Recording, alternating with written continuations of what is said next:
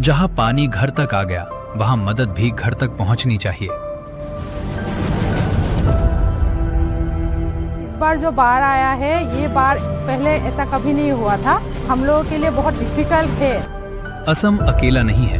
अनंत अंबानी की लीडरशिप में वंतारा जमीन पर साथ खड़ा है। मुश्किल बड़ी है, लेकिन मदद का हौसला उससे भी बड़ा है।